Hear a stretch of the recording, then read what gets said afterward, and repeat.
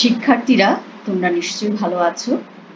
গত ভিডিওতে আমি আলোচনা করেছিলাম মানব শরীর তত্ত্বের রক্ত ও সঞ্চালন অধ্যায়ের মানুষের হৃৎপিণ্ডের গঠন নিয়ে। আজকে আমি রক্ত সঞ্চালনের যে মেইন উপাদান রক্ত তা নিয়ে আলোচনা করব।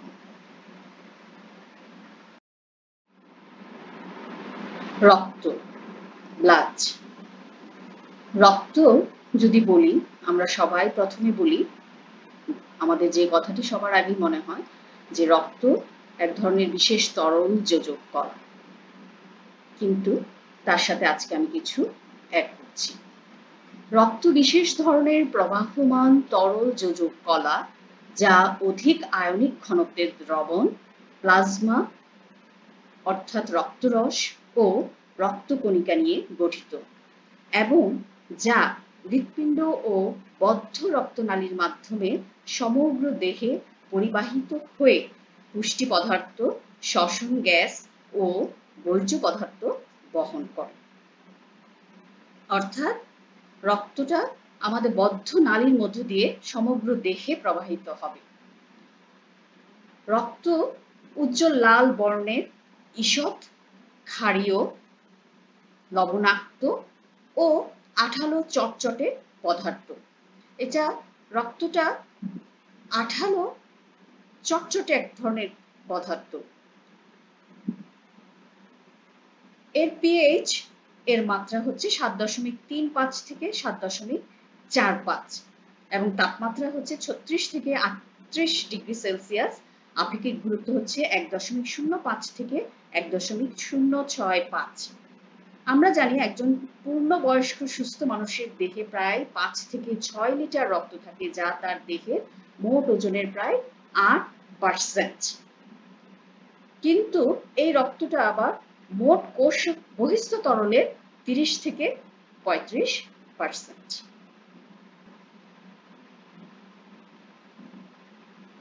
এই যে রক্ত নিয়ে বললাম, এই রক্তের আবার কিছু উপাদান আছে। রক্তের উপাদানটাকে আমরা কিভাবে বুঝবো? রক্তকে যদি আমি একটা টেস্ট টিউবে, যে দেখো পাশের চিত্রে দেখা যাচ্ছে একটা টেস্ট টিউব, এই টেস্ট টিউবে যদি আমি নেই, তাহলে একটা যন্ত্র আছে যেটার নাম সেন্ট্রিফিউগাল যন্ত্র। সেই যন্ত্রে আমি মিনিটে যদি 3000 বার করে 30 বার ঘুরাই, তাহলে দেখা যায় রক্ত দুটা স্তরে ভাগ হয়ে যায়। এই যে তোমরা চিত্রে দেখতে পাচ্ছ, উপরের যে হালকা হলুদ বর্ণের একটা অংশ দেখা যাচ্ছে, স্তরটা দেখা যাচ্ছে, সেটা হচ্ছে 55% রক্তরস এবং প্লাজমা, এবং নিচের যে গাঢ় স্তর সেটা হচ্ছে 45%, তাকে বলা হচ্ছে রক্ত কণিকা বা ব্লাড কর্পাসেলস। এটা হচ্ছে এই নিচের গাঢ় অংশটার গাঢ় হওয়ার কারণ হচ্ছে লোহিত রক্তকণিকার আধিক্যের কারণে এই রংটা দেখায়, এবং স্বাভাবিক অবস্থায় রক্তকণিকাগুলো রক্তরসে ভাসমান অবস্থায় থাকে। এরপরে যদি আমরা একটি চার্ট দেখি, দেখা যাবে যে এই রক্ত যে উপাদানগুলো নিয়ে গঠিত, আসলে রক্তের যে বিভক্তি, অর্থাৎ রক্তে কি কি উপাদান দেখা যায়। রক্তে সাধারণত প্রথমত দুটা ভাগে বিভক্ত, একটা হচ্ছে প্লাজমা আর একটা হচ্ছে ব্লাড কর্পাসেলস। আমি একটু আগে বলেছি 55% থাকে রক্তরস এবং রক্তকণিকা থাকে 45%। এই রক্তরসে আবার থাকে কি ওয়াটার এবং সলিড সাবস্টেন্স, যেটা হচ্ছে পানি 90 থেকে 92%। সলিড সাবস্টেন্স বলতে এখানে বোঝাচ্ছে কঠিন পদার্থ, যেটা হচ্ছে 8 থেকে 10%। এই সলিড সাবস্টেন্সটাকে আবার দুটা ভাগে ভাগ করা হয়, একটা হচ্ছে ইনঅর্গানিক সাবস্টেন্স আর একটা হচ্ছে অর্গানিক সাবস্টেন্স। ইনঅর্গানিক হচ্ছে অজৈব পদার্থ থাকে 0.9% এবং জৈব পদার্থ থাকে 7 থেকে 9%। এদিকে যদি তাকায় তাহলে দেখা যাচ্ছে যে রক্তকণিকা, সেই রক্তকণিকাকে আবার তিনটা ভাগে ভাগ করা হয়, একটা হচ্ছে আরবিসি, ডাব্লিউবিসি, প্লাটিলেটস। এখানে আরবিসি হচ্ছে লোহিত রক্তকণিকা, শ্বেত রক্তকণিকা এবং অনুচক্রিকা। এই শ্বেত রক্তকণিকাকে আবার দুটা ভাগে ভাগ করা হয়, একটা হচ্ছে গ্র্যানুলোসাইটস, একটা হচ্ছে অ্যাগ্র্যানুলোসাইটস। গ্র্যানুলোসাইটস বলতে বোঝা যায় যে এখানে যেই শ্বেত রক্তকণিকা দানাদার, অর্থাৎ সাইটোপ্লাজমটা দানাদার, তাকে বলা হচ্ছে গ্র্যানুলোসাইটস। আর অ্যাগ্রানুলোসাইটস হচ্ছে যে শ্বেত রক্তকণিকার সাইটোপ্লাজম দানাবিহীন, তাকে বলা হচ্ছে অ্যাগ্রানুলোসাইটস। এখন গ্রানুলোসাইটস অর্থাৎ দানাদার শ্বেত রক্তকণিকা আবার 3 প্রকার: নিউট্রোফিল, ইওসিনোফিল, বেসোফিল। আর অদানাদার শ্বেত রক্তকণিকা অর্থাৎ অ্যাগ্রানুলোসাইটস আবার 2 প্রকার: মনোসাইটস, লিম্ফোসাইটস। তাহলে এই হচ্ছে রক্তের বিভিন্ন রকমের উপাদান। এখন আসি রক্তরসে। রক্তরস বা প্লাজমা। রক্তের ঈষৎ হালকা হলুদ বর্ণের অকোষীয় তরল অংশকে রক্তরস বা প্লাজমা বলে। এই যে তোমরা এই চিত্রটাতেই দেখতে পাচ্ছ, এই যে হালকা হলুদ বর্ণের, লাল বর্ণের মাঝখানে মাঝখানে যে হালকা হলুদ বর্ণ দেখা যাচ্ছে, এটাই হচ্ছে কি রক্তরস বা প্লাজমা। রক্তরসে রক্তকণিকাগুলো ভাসমান অবস্থায় থাকে। এর পিএইচ হচ্ছে 7.4। একজন পূর্ণবয়স্ক সুস্থ মানুষের দেহে প্রায় 3 লিটার রক্তরস থাকে, যা দেহ ওজনের 5%। এছাড়াও আছে অজৈব পদার্থ এবং জৈব পদার্থ। একটু আগে আমি বলেছি অজৈব পদার্থ থাকে 0.9%, অর্থাৎ 0.9%, যার মধ্যে থাকে সোডিয়াম ক্লোরাইড, ক্যালসিয়াম, ম্যাগনেসিয়াম ইত্যাদি উল্লেখযোগ্য। আর জৈব পদার্থ থাকে 7 থেকে 9%। এখানে জৈব পদার্থের মধ্যে প্লাজমা প্রোটিন বলতে আমরা বুঝি অ্যালবুমিন, গ্লোবিউলিন, ফাইব্রিনোজেন, প্রোথ্রম্বিন।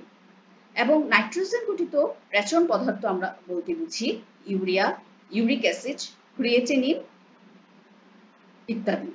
এছাড়াও আছে অন্যান্য পদার্থের মধ্যে গ্লুকোজ, কোলেস্টেরল, বিভিন্ন রকমের এনজাইম, ভিটামিন, বিলিরুবিন এবং বিলিভার্ডিন নামক রঞ্জক পদার্থ। এখন আসি রক্তরসের কাজ। রক্তরস আমাদের শরীরে নানা রকম কাজ করে। তার মধ্যে প্রধান যে কাজগুলো করে তা হচ্ছে রক্তরস খাদ্যসার নিঃসৃত পদার্থ, রেচন পদার্থ, হরমোন, এনজাইম, লিপিড প্রভৃতি রাসায়নিক দ্রব্য বিভিন্ন অঙ্গে পরিবহন করে। এরপর টিস্যু থেকে বর্জ্য পদার্থ রেচনের জন্য কোথায় নিয়ে যায়? বৃক্কে নিয়ে যায়। এছাড়া দেহের তাপমাত্রা নিয়ন্ত্রণ করে, অক্সিজেন পরিমাণ এখানে সামান্য পরিমাণে বাহিত হয়। এছাড়া অম্লক্ষারের ভারসাম্য রক্ষা করে, রক্ত জমাট বাঁধতে সাহায্য করে, রক্তচাপ নিয়ন্ত্রণ করে এবং রোগ প্রতিরোধে সাহায্য করে। এছাড়াও যে আরেকটি কাজ গুরুত্বপূর্ণ, সেটা হচ্ছে রক্তরসকে বলা হয় কি দেহের প্রাচীন আধার হিসাবে এটি কাজ করে। এখন আসি রক্তকণিকায়। আমরা রক্তকণিকা এর আগে চার্টে দেখেছিলাম যে আমাদের রক্তকণিকা হচ্ছে কি রক্তরসে ভাসমান যে বিভিন্ন কোষ আছে তাদেরকে বলা হচ্ছে কি রক্তকণিকা। এই রক্তকণিকা 3 ধরনের। নাম্বার 1 হচ্ছে কি 1 নাম্বার লোহিত রক্তকণিকা, যাকে বলা হয় এরিথ্রোসাইটস অথবা আরবিসি অর্থাৎ রেড ব্লাড সেল। দেখো পাশের চিত্রে দেখা যাচ্ছে এরিথ্রোসাইটস হচ্ছে রেড ব্লাড সেল, একদম লাল রঙের। এরপরে নাম্বার 2 নাম্বার হচ্ছে শ্বেত রক্তকণিকা লিউকোসাইটস, যাকে বলা হয় ডাব্লিউবিসি অর্থাৎ হোয়াইট ব্লাড সেলস। এখানে দেখো শ্বেত রক্তকণিকা লিউকোসাইটস এর যে ভাগগুলো তা দেখানো হচ্ছে। এরপরে নাম্বার 3 অনুচক্রিকা বা প্লেটলেটস। এই 3 নাম্বার চিত্রে দেখা যাচ্ছে সাদা সাদা রঙের প্লেটলেটস, যেটাকে বলা হয় থ্রম্বোসাইটস। এই রক্তকণিকাগুলো হিমাটোপয়েসিস প্রক্রিয়ায় সৃষ্টি হয়, অর্থাৎ রক্তকণিকা সৃষ্টির প্রক্রিয়াকে বলা হচ্ছে হিমাটোপয়েসিস।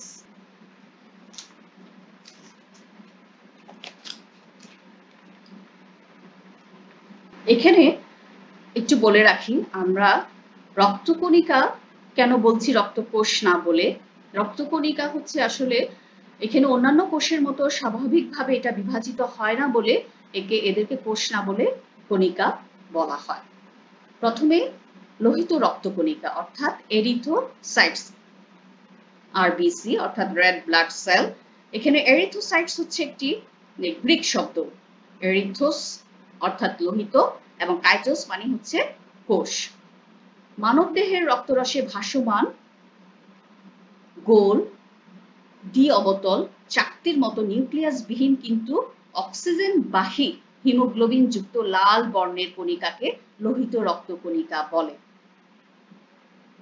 তোমরা এই চিত্রেই দেখতে পাচ্ছ লাল রঙের যে কণিকা তাকে বলা হচ্ছে কি লোহিত রক্তকণিকা।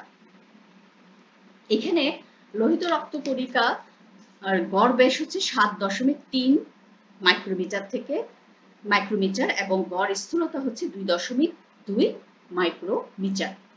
এতে আরএনএ, গলজি বস্তু, মাইটোকন্ড্রিয়া থাকে না। এর স্থিতিস্থাপক প্লাজমা পর্দা বিশিষ্ট স্পঞ্জি সাইটোপ্লাজম দ্বারা গঠিত। এর যে প্লাজমা পর্দা সেটা হচ্ছে কি আসলে স্থিতিস্থাপক এবং এটা ধরনের স্পঞ্জি সাইটোপ্লাজম দ্বারা গঠিত। এর যে প্লাজমা আবরণী, এছাড়া এর যে তুমি দেখতে পাচ্ছ এই যে এটা বাইরের দিকটা হচ্ছে কি পুরু এবং ভিতরের দিকটা হচ্ছে পাতলা। এই ভিতরের পাতলা এর অভ্যন্তরে প্রাচীন ও লৌহ নির্মিত লাল বর্ণের হিমোগ্লোবিন রঞ্জক থাকে। এই জন্যই কি হচ্ছে রক্তকে লাল দেখায়। এক অণু হিমোগ্লোবিন 4টা হিম একক এবং 4টি পেপটাইড শৃঙ্খল দ্বারা গঠিত থাকে। মানুষের প্রতিটি লোহিত রক্তকণিকায় প্রায় 270 মিলিয়ন হিমোগ্লোবিন অণু থাকে।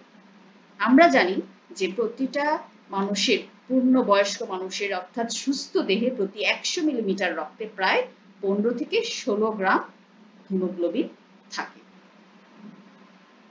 মানব ভ্রূণের প্রাথমিক পর্যায়ে কুসুমথলিতে, শেষ পর্যায়ে যকৃতে এবং জন্মের পর থেকে অস্থিমজ্জাতে এরিথ্রোপয়েসিস পদ্ধতিতে এই কণিকা সৃষ্টি হয়।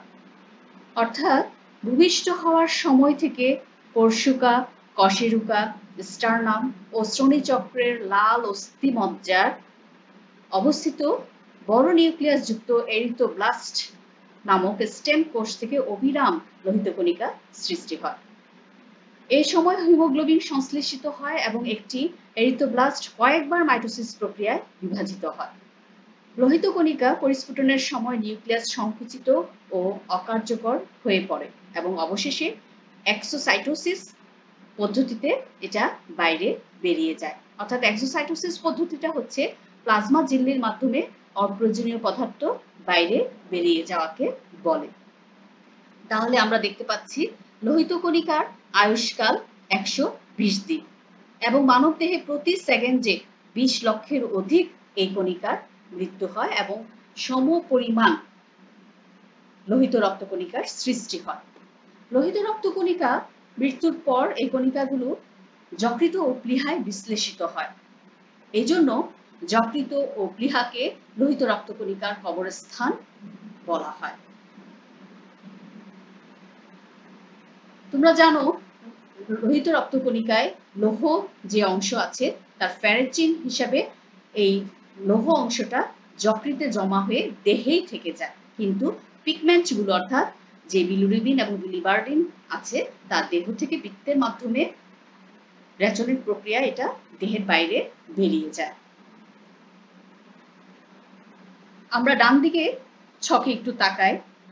একজন প্রাপ্তবয়স্ক পুরুষ মানুষের দেহে লোহিত রক্তকণিকার সংখ্যা হচ্ছে 50 লাখ, মহিলার দেহে 45 লাখ, শিশুর দেহে 60 থেকে 70 লাখ এবং ভ্রূণের দেহে 80 থেকে 90 লাখ। এই সংখ্যাটা যখন 50 লাখের চেয়ে অর্থাৎ 25% কম হয় তখন তাকে বলা হয় অ্যানিমিয়া এবং 65 লাখের চেয়ে যখন বেশি হয়ে যায় তখন তাকে বলা হয় পলিসাইথেমিয়া।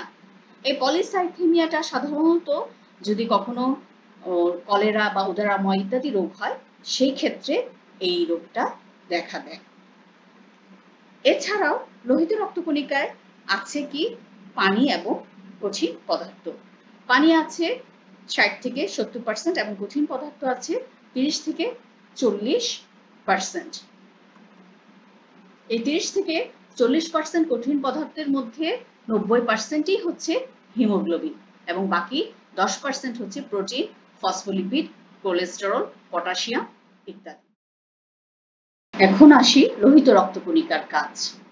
আসলে রক্তের এত কাজ বলে শেষ করা যাবে না। লোহিত রক্তকণিকা যেহেতু হিমোগ্লোবিন আছে, সেহেতু অক্সিহিমোগ্লোবিন যোগরূপে ফুসফুস থেকে দেহের সকল কোষে কি করে? অক্সিজেন পরিবহন করে। আমাদের অক্সিজেন পরিবহনে লোহিত রক্তকণিকা কাজ সর্বাধিক। এছাড়াও হিমোগ্লোবিন কোষ থেকে নির্গত কার্বন ডাইঅক্সাইডের একাংশকে কার্বোমিনো যৌগরূপে পরিবহন করে ফুসফুসে নিয়ে আসে। এছাড়াও আছে কি? প্লাজমা আবরণীতে যে বিদ্যমান অ্যান্টিজেন, সেই অ্যান্টিজেনে এক ধরনের প্রোটিন আছে যার মাধ্যমে কি করা হয়? মানুষের রক্তের গ্রুপ নির্ধারণ করা হয়। লোহিত রক্তকণিকার হিমোগ্লোবিন এবং অন্যান্য অন্তঃকোষীয় বস্তু বাফার রূপে রক্তে অম্লক্ষারের সাম্যতা রক্ষা করে। এছাড়াও লোহিত রক্তকণিকা রক্তের ঘনত্ব ও আঠালো ভাব রক্ষা করে। শ্বেত রক্তকণিকা লিউকোসাইটস, WBC অর্থাৎ হোয়াইট ব্লাড সেল। লিউকোসাইটস শব্দটিও একটি গ্রিক শব্দ, লিউকোস বর্ণহীন, কাইটোস অর্থ কোষ। রক্তরসে বিদ্যমান যেসব কণিকা নিউক্লিয়াস যুক্ত, বর্ণহীন, দানাদার, অদানাদার, অনিয়তাকার ও অপেক্ষাকৃত বৃহৎ এবং দেহের প্রতিরক্ষায় বিশেষ ভূমিকা গ্রহণ করে, তাদেরকে শ্বেত রক্তকণিকা বলে। অর্থাৎ এই শ্বেত রক্তকণিকাটা আমাদের মানব দেহে আজীবন সংঘবদ্ধভাবে দেহের ভ্রাম্যমান প্রতিরক্ষা ইউনিট হিসাবে কাজ করে, যাকে বলা হয় মোবাইল ডিফেন্সিভ ইউনিট। এর গড় ব্যাস 7.5 থেকে 20 মাইক্রোমিটার। প্রতি ঘন মিলিমিটার রক্তে এর সংখ্যা হচ্ছে 5 থেকে 8,000। এবং লোহিত এবং শ্বেত রক্তকণিকার যদি অনুপাত বলি আমি, তাহলে এর সংখ্যা হচ্ছে 600:1। এর আয়ুষ্কাল হচ্ছে 1 থেকে 15 দিন। এই শ্বেত রক্তকণিকা হিমাটোপয়েটিক মাতৃকোষ থেকে মায়োলোপয়েসিস প্রক্রিয়ায় সৃষ্টি হয়। এছাড়া প্লীহা ও লসিকা গ্রন্থি থেকেও এই শ্বেত রক্তকণিকা উৎপন্ন হয়। স্বাভাবিক অপেক্ষা যদি এই শ্বেত রক্তকণিকার সংখ্যা অধিক হয়, তখন তাকে বলা হয় লিউকোসাইথিমিয়া, এবং স্বাভাবিক অপেক্ষা কম হলে তাকে বলা হয় লিউকোপিনিয়া। অস্বাভাবিক হারে যদি শ্বেত রক্তকণিকার সংখ্যা বেড়ে যায়, তাকে বলা হয় লিউকোমিয়া। অর্থাৎ অস্বাভাবিক হারে শ্বেত রক্তকণিকার সংখ্যা বাড়া মানে হচ্ছে সেই সময় লোহিত রক্তকণিকার সংখ্যা কমতে থাকে। এই ধরনের রোগকে, ক্যান্সারের যখন সৃষ্টি হয়, তখন মানুষের মৃত্যু পর্যন্ত ঘটে। এজন্য একে বলা হয় এক ধরনের কঠিন রোগ, অর্থাৎ ক্যান্সার, লিউকোমিয়া। এছাড়াও শ্বেতকণিকাতে যে প্রধান উপাদানগুলো থাকে সেটা হচ্ছে nucleoprotein, glycogen, lipid, cholesterol, ascorbic acid ও প্রোটিওলাইটিক এনজাইম। আমরা জানি মানব দেহে বিভিন্ন প্রকার শ্বেত রক্তকণিকা আছে। সেই শ্বেত রক্তকণিকাকে প্রথমেই আমি বলেছি দুটা ভাগে ভাগ করা হয়, একটা হচ্ছে দানাদার আর একটা হচ্ছে অদানাদার। দানাদারকে আমি বলেছিলাম গ্র্যানুলোসাইট, অর্থাৎ শ্বেত রক্তকণিকার 72%ই হচ্ছে গ্র্যানুলোসাইট। এই গ্র্যানুলোসাইটকে আবার তিনটি ভাগে ভাগ করা হয়। নিউট্রোফিল, যা সংখ্যা হচ্ছে প্রতি ঘন মিলিমিটার রক্তে 3 থেকে 6,000। উৎপত্তি স্থল হচ্ছে লাল অস্থিমজ্জা এবং এটার গঠন ও বৈশিষ্ট্য হচ্ছে কি এর সাইটোপ্লাজম দানাযুক্ত। নিউক্লিয়াসটা হচ্ছে 2 থেকে 7 খণ্ড বিশিষ্ট। এই যে তোমরা দেখতে পাচ্ছ এই পাশের চিত্রে, এই নিউক্লিয়াসটা কয়েকটা খণ্ডে বিভক্ত থাকে, সাধারণত 2 থেকে 7 খণ্ড বিশিষ্ট হয়ে থাকে এবং ব্যাস সাধারণত এটা 10 মাইক্রোমিটার থেকে 14 মাইক্রোমিটার হয়ে থাকে। এর কাজ হচ্ছে ফ্যাগোসাইটোসিস পদ্ধতিতে জীবাণু ধ্বংস করা। এই শ্বেত রক্তকণিকা নিউট্রোফিলটাও প্রায় 2 থেকে 4 দিন বেঁচে থাকে। এরপরে হচ্ছে ইউসিনোফিল। এর সংখ্যা হচ্ছে প্রতি ঘন মিলিমিটার রক্তে 100 থেকে 400। এটাও লাল অস্থিমজ্জায় উৎপন্ন হয়। এর নিউক্লিয়াসটাও হচ্ছে 2 থেকে 3 খণ্ড বিশিষ্ট। এর ব্যাস হচ্ছে 10 মাইক্রোমিটার থেকে 12 মাইক্রোমিটার এবং এই ইওসিনোফিল আমাদের দেহে হিস্টামিন ক্ষরণ করে, যেটা কিনা অ্যালার্জির বিরুদ্ধে কাজ করে এবং এর আয়ুষ্কাল হচ্ছে 8 থেকে 12 দিন। বেসোফিল যেটা কিনা 25 থেকে 200টি আমাদের প্রতি ঘন মিলিমিটার রক্তে থাকে, এরও উৎপত্তি স্থল হচ্ছে লাল অস্থিমজ্জা এবং এর নিউক্লিয়াস হচ্ছে 2 খণ্ড বিশিষ্ট এবং ব্যাস হচ্ছে 8 থেকে 10 মাইক্রোমিটার। এই বেসোফিল হেপারিন নিঃসরণ করে, যেটা কিনা আমাদের রক্তনালিকায় রক্ত জমাট বাঁধতে দেয় না, এজন্য আমাদের রক্তনালীতে কোনো রক্ত জমা বাঁধে না এবং এই বেসোফিল 12 থেকে 15 দিন বেঁচে থাকে। এরপর আসি অদানাদার অর্থাৎ অ্যাগ্রানুলোসাইট। অ্যাগ্রানুলোসাইটকে আবার দুটা ভাগে ভাগ করা হয়, একটা হচ্ছে লিম্ফোসাইট আর একটা হচ্ছে মনোসাইট। আমাদের শ্বেত রক্তকণিকার যে লিম্ফোসাইট তার 24%ই হচ্ছে লিম্ফোসাইট এবং মনোসাইট হচ্ছে প্রায় 4%।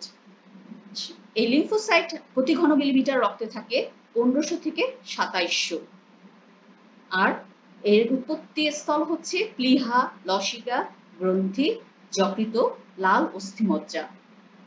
এটা হচ্ছে দানাবিহীন, এর সাইটোপ্লাজমটা হচ্ছে দানাবিহীন এবং এটা দেখতে গোল গোল, দেখেছো এই পাশে চিত্রে দেখা যাচ্ছে এটা গোল এবং এটার নিউক্লিয়াসটা বৃহৎ, ব্যাস হচ্ছে 7 মাইক্রোমিটার থেকে 14 মাইক্রোমিটার। এই লিম্ফোসাইটের প্রধান যেটা কাজ সেটা হচ্ছে সে আমাদের শরীরে অ্যান্টিবডি উৎপন্ন করে এবং এই লিম্ফোসাইটের আয়ুষ্কাল হচ্ছে 7 দিন। এরপর মনোসাইট হচ্ছে 350 থেকে 800 মিলিমিটার, 800টি থাকে প্রতি ঘন মিলিমিটার রক্তে। এটা থাকে প্লীহা, লসিকা গ্রন্থি, যকৃত, লাল অস্থিমজ্জায়।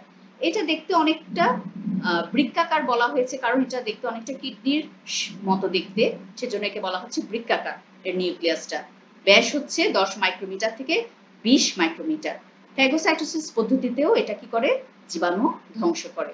এর আয়ুষ্কাল হচ্ছে 2 থেকে 4 দিন।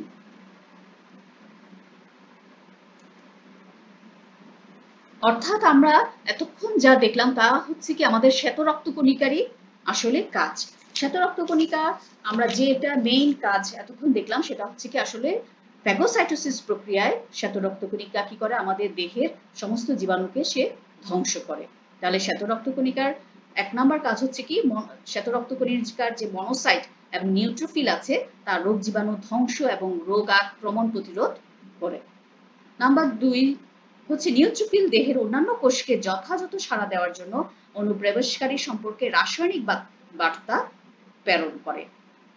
ইওসিনোফিলের সাইটোপ্লাজমের দানা থেকে জীবাণুর লার্ভানাশক পলিপেপটাইড ক্ষরণ হয়। বেসোফিলের সাইটোপ্লাজমের দানা হিস্টামিন তৈরি করে, যা সংক্রমিত অংশে দ্রুত শ্বেত রক্তকণিকা প্রবাহের জন্য রক্তবাহিকা প্রসারিত করতে সাহায্য করে। অর্থাৎ আমাদের রক্তনালীতে প্রসারণ ঘটিয়ে হিস্টামিন কি করে, সেখানে দ্রুত শ্বেতকণিকাকে প্রবেশ করার জন্য সাহায্য করে। এই ছিল হচ্ছে শ্বেত রক্তকণিকার কাজ।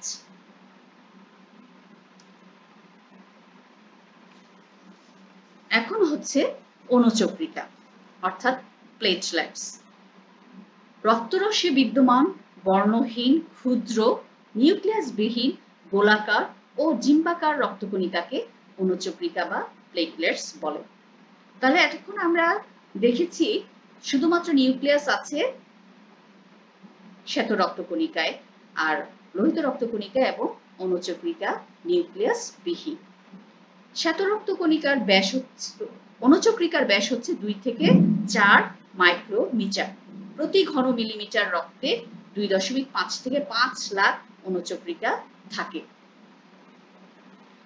অণুচক্রিকাটা হচ্ছে অস্থিমজ্জার মেগাক্যারিওসাইট কোষ থেকে এটার সৃষ্টি হয় এবং যকৃত ও প্লীহায় ধ্বংস হয়।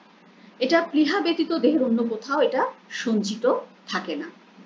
এই অণুচক্রিকার আয়ুষ্কাল হচ্ছে 5 থেকে 10 দিন। এদের যে রাসায়নিক উপাদান আছে তার মধ্যে প্রোটিন ও ফসফোলিপিডই প্রধান। এছাড়াও এদের সাইটোপ্লাজমে mitochondria, Golgi body, lysosome, ribosome, glycogen দানা, অ্যাক্টিন, মায়োসিন, শ্বসন এনজাইম থাকে।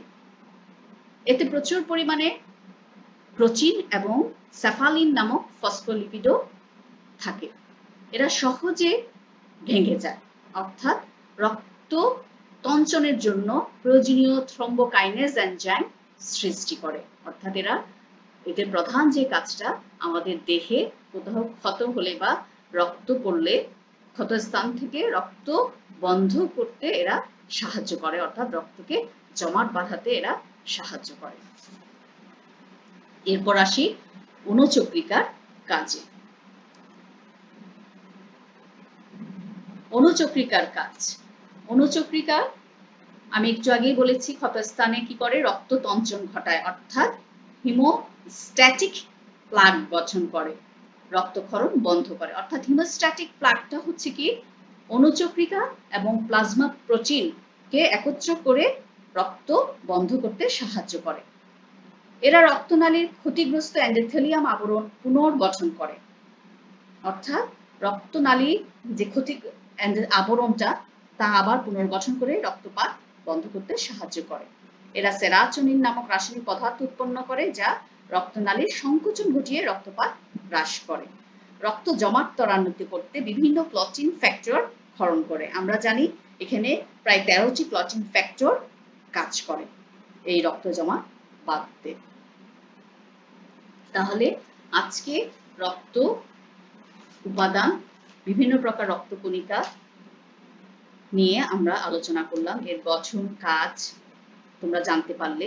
তাহলে তোমরা আজকের এই আলোচনার মাধ্যমে তোমরা রক্ত কি বলতে পারবে, রক্ত রস কি তাও বলতে পারবে, রক্তের বিভিন্ন উপাদান, তাদের গঠন, কাজের বর্ণনা করতে পারবে, বিভিন্ন উপাদান রক্তের কণিকাগুলোর পার্থক্য নির্ণয় করতে পারবে এবং তাদের চিত্রসহ বর্ণনা করতে পারবে। তাহলে শিক্ষার্থীরা আসো একটা ছোট্ট ভিডিও দেখে নিই, আর এর সাথে আজকে আমি আমার ক্লাস এখানে শেষ করছি। আল্লাহ হাফেজ। Hello friends, today we'll learn about blood. Blood is essential to keep everyone alive. It carries nutrients and oxygen to the cells in the body. Blood carries waste materials to the lungs, kidneys, and digestive system to be removed from the body. It also fights infections and carries hormones. There are various components to blood: plasma, red blood cells, white blood cells, and platelets. Let's understand about each. Plasma. It is the yellowish liquid portion of blood. Plasma is the single largest component of human blood, comprising approximately 55%. It contains water, salts, antibodies, enzymes, and some proteins. Red blood cells. Red blood cells are also called erythrocytes or RBC. It comprises about 45% of blood. They contain a protein called hemoglobin that carries oxygen. Blood gets its vibrant red color when hemoglobin picks up oxygen in the lungs. Red blood cells live for about 120 days. Every day, the body makes new RBCs to replace those that die. RBCs are produced in the soft, fatty tissue inside bone cavities called bone marrow. White blood cells. White blood cells are also called leukocytes or WBC. These are the cells of the immune system which are involved in protecting the body against foreign invaders and infectious diseases. White blood cells are derived from multipotent cells in the bone marrow called hematopoietic stem cells. Platelets. If one of your blood vessels gets damaged, it sends out signals that are picked up by the tiny platelets. The platelets then rush to the site of damage and form a clot to repair the damage. We should eat dried fruits, green vegetables, beans, whole grains, low-fat dairy, etc. to keep the blood healthy and clean. Now, you know a lot about blood. Bye-bye.